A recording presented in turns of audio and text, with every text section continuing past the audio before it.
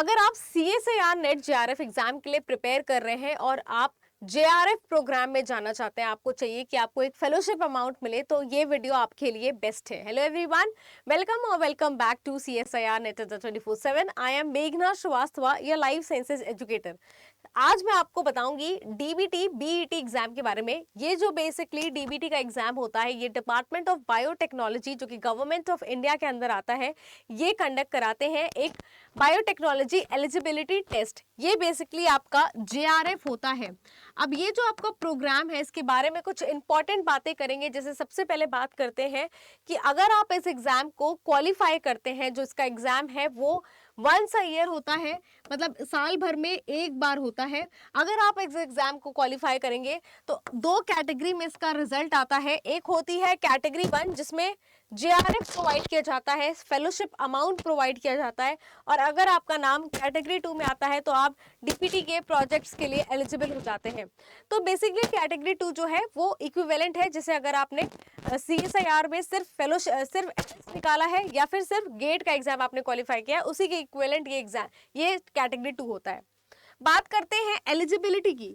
तो एलिजिबिलिटी की बात अगर हम करें तो यहाँ पर मैंने सारी एलिजिबिलिटी लिखी है कि अगर आप BE, BTech, MBBS, MSc, MTech, M pharma, integrated MSc, MTech, किसी भी लाइफ साइंसेज या बायोटेक्नोलॉजी के डिसिप्लिन में अगर आपने किया है तो आप इस एग्जाम के लिए एलिजिबल होते हैं।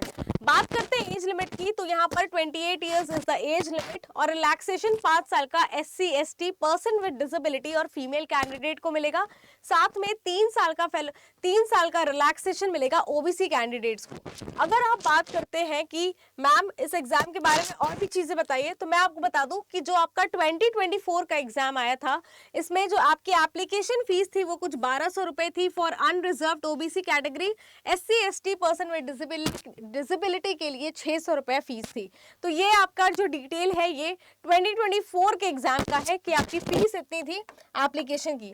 बात करें सिलेबस की, तो इसमें आपका जनरल एप्टीट्यूड का एक सेक्शन होता है और एक सेक्शन होता है जिसमें बायोटेक्नोलॉजी का क्वेश्चंस होते हैं, बायोटेक्नोलॉजी का सिलेबस होता है। तो आपको एप्टीट्यूड प्लस बायोटेक्नोलॉजी दोनों ही सिलेबस में मिलेगा, और आपका पेपर भी आपका दो पार्ट में आता है, part A and part B। Now part A में जो जनरल एप्टीट्यूड का सेक्शन होता है, इसमें टोटल आपके 50 क्वेश्चंस आते हैं और ये सारे ही कंपल्सरी होते हैं। पार्ट B की बात करें तो इसमें कुछ जनरल क्वेश्चंस आते हैं और कुछ स्पेशलाइज्ड क्वेश्चन होते हैं इन बायोटेक्नोलॉजी। टोटल 150 क्वेश्चंस होते हैं और कोई भी 50 क्वेश्चन आपको अटेम्प्ट करना होता है। तो बहुत सिंपल सा क्राइटेरिया है, कुछ ऐसा कॉम्प्लेक्सिटी नहीं है। और मैं आपको बता दूं कि ये एग्जाम अगर आप CSIR के लिए सीरियसली पढ़ रहे हैं तो बहुत ईजी है आपके लिए क्वालिफाई करना। यहाँ पर फेलोशिप अमाउंट सेम होती है जैसे आपको CSIR में प्रोवाइड की जाती है, of 37,000 rupees initially for the 2 years.